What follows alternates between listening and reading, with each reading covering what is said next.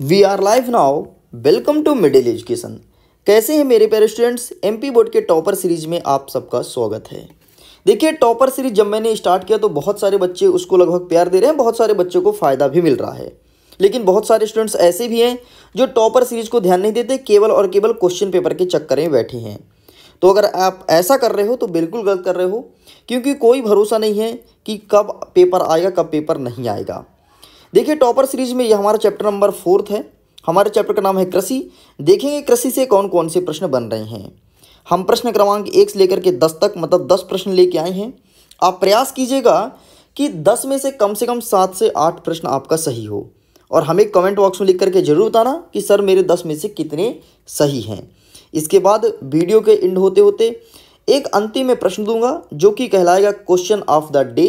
उस क्वेश्चन को आपको घर में सॉल्व करना है और उसका आंसर कमेंट सेक्शन में लिख करके सबसे पहले बताना है। इस बात को ध्यान रखना। तो चलिए हम पीछे चलते हैं और देख लेते हैं जो हमारा चैप्टर नंबर 3 था उसके क्वेश्चन ऑफ द डे का क्वेश्चन क्या है। हमारा प्रश्न पूछा था, अत्यधिक सिंचाई के नकारात्मक प्रभाव क्या हो सकते हैं। 4 ऑप्शंस: भूमि की उर्वरकता में कमी, मिट्टी के लवणीकरण, पानी की कमी या फिर बर्फ की बढ़ती मांग। तो इसका सही आंसर होगा ऑप्शन नंबर सा, पानी की कमी इस करेक्ट आंसर। अगर आपने यही लगाया था तो बिल्कुल आप सही हो। ऐसे ही पढ़ाई करते रहो, डेफिनेटली मध्य प्रदेश में टॉप करोगे और इस टॉपर सीरीज से आपको बहुत फायदा मिलेगा। तो चलिए अब हम आगे बढ़ते हैं, फटाफट अपने वीडियो को स्टार्ट करते हैं और सभी क्वेश्चंस को कवर करते हैं। वीडियो में आगे बढ़ने से पहले एक चीज़ बता देता हूँ कि आप मेरे से सोशल मीडिया में भी कनेक्ट हो सकते हो। जैसे कि यहाँ पर देखो, YouTube, Telegram, Instagram and Twitter. यहाँ पर कनेक्ट होकर के मेरे को मैसेज कर सकते हो। अगर मन में कोई डाउट है तो पूछ सकते हो। मन में कोई डाउट है, कोई क्वेश्चन डाउट है, सिंपल सा फोटो खींचिए और मुझे टैग कीजिए आप इंस्टाग्राम पर। आपको वहाँ पर इंस्टेंट रिप्लाई मिलेगा और मेरे से बात भी कर सकते हो। इतना ही नहीं, जो स्लाइड आप देख रहे हो लिंक डिस्क्रिप्शन बॉक्स में है, उसको टच करो और अपने इस स्लाइड के PDF को डाउनलोड कर लो। PDF इसके बाद आपको टेलीग्राम पर भी मिल जाएगा, तो वहाँ पर भी जुड़ सकते हो। डिफरेंट प्रकार के सोशल मीडिया साइट्स हैं जो कि नीचे टूल बार में भी दिया गया है, आप देख सकते हैं। चलिए जी, तो आगे बढ़ते हैं और हम अपने क्वेश्चंस को कवर करते हैं। देखो, हमारा पहला नंबर कह रहा है, निम्नलिखित में से कौन सा उस कृषि प्रणाली को दर्शाता है जिसमें एक ही फसल लंबे चौड़े क्षेत्र में उगाई जाती है। मतलब हमें पहचानना है कि ऐसा कौन सा प्रणाली है जिसमें लंबे चौड़े फसल बहुत बड़े बड़े हो और एक ही क्षेत्र पर उगाई जाती है। हमारे ऑप्शंस हैं स्थानांतरित कृषि, रोपण, बागवानी या गहन कृषि। तो इसका सही आंसर आपको लिखना है ऑप्शन नंबर घ, गहन कृषि इज करेक्ट आंसर। आगे बढ़ते हैं सेकंड क्वेश्चन कि इनमें से कौन सी रबी की फसलें हैं। हमारे ऑप्शंस हैं चावल, मोटे अनाज, चना और कपास। देखो, ऑप्शन को ही मत देखो, सबसे पहले तुमको पता होना चाहिए कि आखिरकार रबी की फसलें और खरीफ की फसलें होती क्या है। एक ट्रिक बताऊंगा एकदम आसान भाषा में। देखो, रबी की फसलें वे फसलें जो अक्टूबर नवंबर में बोई जाती है और मार्च अप्रैल में काटी जाती है, उसे कहते हैं रबी की फसलें। याद कैसे रखोगे, समस्या ये होता है रबी खरीफ में बच्चों को बहुत कन्फ्यूजन होता है। तो देखो बेटा, अक्टूबर कैसे लिखते हैं, अक्टूबर ऐसे लिखते हैं। तो बर को उल्टा करोगे तो आएगा रब, तो रब मतलब रबी। तो वे फसलें जो अक्टूबर नवंबर में बोई जाती है और मार्च अप्रैल में काटी जाती है, उसे कहते हैं रबी की फसलें। नहीं आया समझ में। अंतिम में क्या लिखा है, रबी, तो रबी को उल्टा करो तो बर आ जाएगा। तो बर किस में आता है, अक्टूबर नवंबर में आता है। लेकिन खरीफ की फसलें की बात करें तो वे फसलें जो जून जुलाई में बोई जाती है या फिर मार्च अप्रैल में बोई जाती है और अगस्त और सितंबर में काटी जाती है, उसे कहते हैं खरीफ की फसलें। जैसे चावल की अब कटाई होने वाली, तो ये तो आपका रबी की फसल नहीं है क्योंकि खरीफ की फसल है। चावल के साथ साथ मोटे अनाज भी अभी बोए गए हैं, अब उसके काटने की बारी आ गई। आपका भुट्टा हो गया और जितने मोटे अनाज है, ज्वार, बाजरा, ये सब अभी की बोए जाते हैं, अब काटने की बारी आ गई है। तो ये भी आपका खरीफ की फसलें है। इसी साथ ही कपास की बात करता हूँ तो कपास की भी काटने की बारी आ गई है। हमारे मध्य प्रदेश के पश्चिमी साइड, मतलब आपका खंडवा हो गया, खरगोन हो गया, उज्जैन हो गया, इंदौर हो गया, यहाँ पर कपास की खेती हो रही है और अब कटने की बारी आ गई है। ये भी आपका खरीफ की फसलें हैं।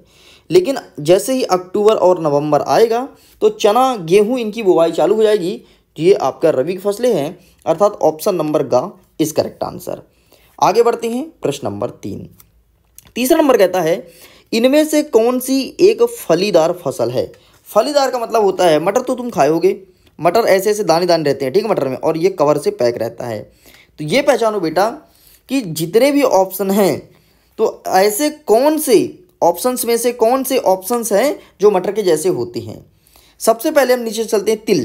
तो तिल का जो फोकला होता है, फिर जो उसका छिलका होता है कुछ इस प्रकार से होता है फूल जैसे, तो ये तो होगा नहीं।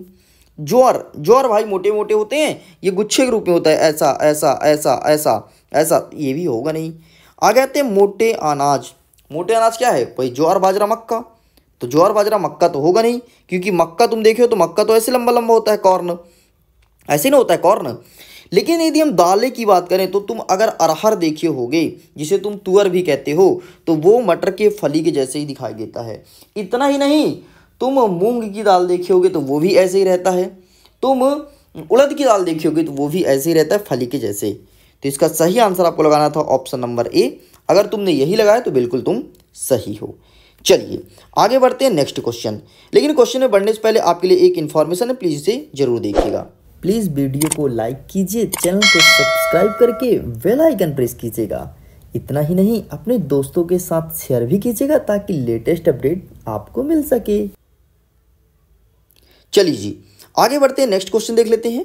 चौथा नंबर कहता है, सरकार निम्नलिखित में से कौन सी घोषणा फसल को सहायता देने के लिए करती है। मतलब फसल अगर किसी भी किसान का फसल बहुत कम कीमत में बिक रहा है तो सरकार ऐसी कौन सी घोषणाएं लाएगी कि उसको सही कीमत मिले, एटलीस्ट जितना वो लागत लगा रहा है उतना तो निकले और थोड़ी प्रॉफिट भी मिले। तो सरकार के लिए एक कार्यक्रम चल रहा है, न्यूनतम समर्थन मूल्य, मतलब MSP, मतलब ऐसा कीमत जो सरकार द्वारा तय की जाती है और कम से कम इतने मूल्य पर आपका धान गेहूँ ये बिकेगा ही बिकेगा। इसे कहते हैं न्यूनतम समर्थन मूल्य, मतलब इससे कम कीमत पर आप नहीं बेचोगे। यह आपका एक कीमत फिक्स कर देता है सरकार द्वारा, और सरकार खुद आपके धान को और गेहूं को खरीदती है। हो सकता है अगर आपके घर में खेती हो तो आपका यहाँ का जो गल्ला होता है वो ज़रूर ट्रैक्टर में भर के या फिर ट्रक में भर करके ज़रूर वहाँ पर जहाँ बिक्री होती है वहाँ ज़रूर जाता होगा और आप सब बेच के भी आते होंगे। ओके, तो इसका सही आंसर आपका ऑप्शन नंबर का न्यूनतम समर्थन मूल्य, इसे शॉर्ट में MSP भी बोलते हैं। चलिए आगे बढ़ते हैं। पांचवा नंबर कहता है, कृषि उत्पादन में वृद्धि सुनिश्चित करने के लिए किन उपाय को सरकार ने उपाय किया। इसका मतलब ये है कि कृषि का उत्पादन में वृद्धि हो सके, इसके लिए सरकार ने कौन कौन से उपाय अपनाए हैं। हमारी ऑप्शंस हैं, जमींदारी प्रथा का उन्मूलन, सेकंड नंबर खेतों की चकबंदी, थर्ड नंबर हरित क्रांति और उपरोक्त सभी। तो इसका सही आंसर होगा उपरोक्त सभी, क्योंकि कृषि के उत्पादन में वृद्धि हो सके इसके लिए सरकार जमींदारी प्रथा भी लाया था। अब जमींदारी प्रथा क्या होता है? जमींदारी प्रथा का मतलब ये है कि जिसका जमीन है उसको उसका मालिकाना हक मिल सके। क्या होता था प्राचीन काल में, अगर कोई आदिवासी है ना तो उसकी ज़मीन को हड़प लेते थे बड़े लोग मतलब जो ब्राह्मण वर्ग में आते हैं, ठीक, जनरल में आते हैं, वो हड़प लेते थे, उनको डराते थे, दबाते थे, मारते थे। तो इसलिए सरकार ने नियम लाया भाई कि जिसकी ज़मीन है उसको उसका हक मिल सके, इसे कहेंगे जमींदारी प्रथा का उन्मूलन। आगे देखते हैं, खेतों की चकबंदी, मतलब खेतों को तुम्हारा बाकायदे बाउंड्री खिंचवाना, तुम्हारा खेत यहाँ से लेकर के यहाँ तक है, उसे कहते हैं चकबंदी। हरित क्रांति का मतलब होता है अगर तुम्हारे फसल का उत्पादन नहीं हो रहा तो सरकार इसके लिए बीज देगी, इसके लिए तुमको खाद देगी, इसे लगाओ, यहाँ से तुम्हारे फसल का उत्पादन जरूर होगा, क्योंकि वो कंपनी द्वारा बनाया गया बीज और खाद होता है। ठीक, तो इसका सही आंसर आपको ऑप्शन नंबर डी लगाना है। और आज भी लगभग सभी गांव में फ्री में बीज आते हैं, फ्री में आपके खाद वगैरह आते हैं, सब आते हैं। अब आप तक पहुंचता है नहीं पहुंचता ये आप जानिए। चलिए आगे बढ़ते हैं। नेक्स्ट छठवां नंबर, किस प्रकार की कृषि में विस्तृत क्षेत्र में एकल फसल बोई जाती है। मतलब ऐसा कौन सा कृषि का प्रकार है जहां पर एक साल में केवल एक ही फसल बोते हैं। ऑप्शंस देखो, निर्वहन कृषि, गहन निर्वहन कृषि, वाणिज्य कृषि और रोपण कृषि। तो इसका सही आंसर होगा आपका रोपण कृषि, option number D is correct answer. अब जरा समझो कैसे। देखो, रोपण कृषि का मतलब होता है जो रोपाई करके खेती करते हैं, और जहाँ भी रोपाई करते हैं वहाँ का खेत एकदम पहले दलदल होना चाहिए, एकदम कीचड़ से लथपथ होना चाहिए वो खेत, तब जा करके वहाँ रोपाई होता है। ऐसे रोपाई नहीं होता। और जहाँ भी रोपाई करते हैं वहाँ का खेत काटने के बाद भी सूखने में उसे टाइम लगता है, 1 से 2 माह लग जाते हैं खेत को सूखने में, जब खेत सूखता है तभी आप उस पर जुताई कर पाओगे और दूसरी फसल लगा पाओगे। तो ये सब प्रक्रिया होने में पूरे 1 साल लग जाती हैं। इसलिए जहाँ पर धान की खेती होती है वहाँ पर दूसरा फसल नहीं बोया जाता।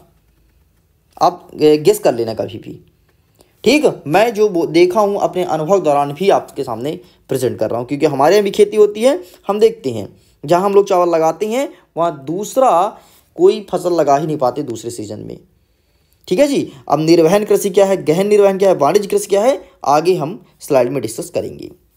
आगे बढ़ते हमारा 7वां नंबर कहता है किस प्रकार की कृषि के लिए परंपरागत कृषि उपकरणों का प्रयोग किया जाता है। आप सबसे पहले समझो परंपरागत कृषि उपकरण होता क्या है। अरे परंपरागत का मतलब होता है बेटा जो प्राचीन काल से चली आ रही हो। जैसे तुम्हारा हल हो गया, ट्रैक्टर नहीं हल जिसे जुताई करते थे, बैल हो गया, बैलगाड़ी हो गया। एक बात होता है यार, तुम्हारा पड़ोसी है, ये ट्रैक्टर से जुताई करवा रहा है खेत को और तुम हल से जुताई करवा रहे हो, टाइम किसको ज़्यादा लगेगा, तुमको लगेगा ना। ये एक दिन में 10 काम कर पाएगा, तुम एक दिन में एक ही काम कर जाओगे खेत को जोतते, है ना।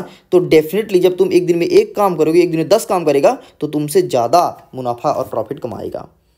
तो अगर आपको परंपरागत तरीके से कृषि करनी है तो डेफिनेटली आप पीछे जा रहे हैं।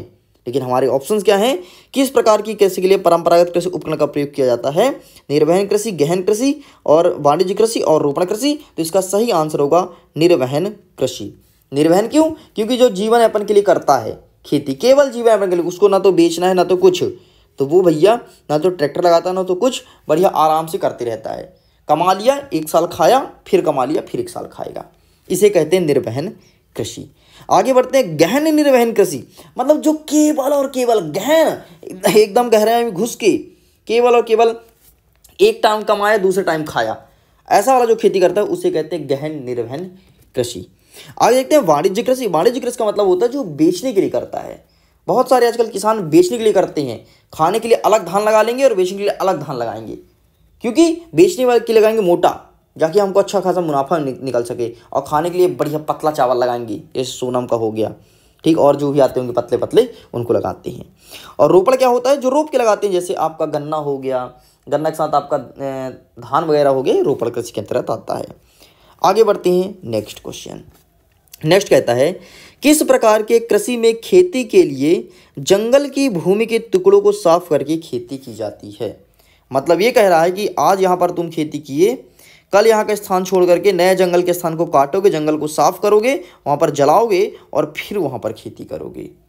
ये कौन सी प्रक्रिया कहलाती है, तो इसका सही आंसर होगा कर्तन दहन प्रणाली। इसे आप स्थानांतरित कृषि के नाम से भी जानते हो।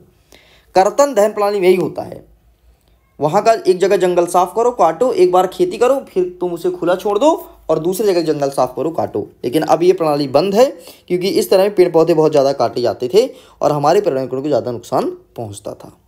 चलिए जी आगे बढ़ते हैं। नेक्स्ट हमारा 9वां नंबर, किस प्रकार के कृषि में खेती के लिए जंगल की भूमि के टुकड़े को साफ करके की जाती है। देखो सेम प्रश्न पूछा है, प्रश्न को घुमाएं अलग अलग तरीके से है, बाकी प्रश्न आपका सेम है।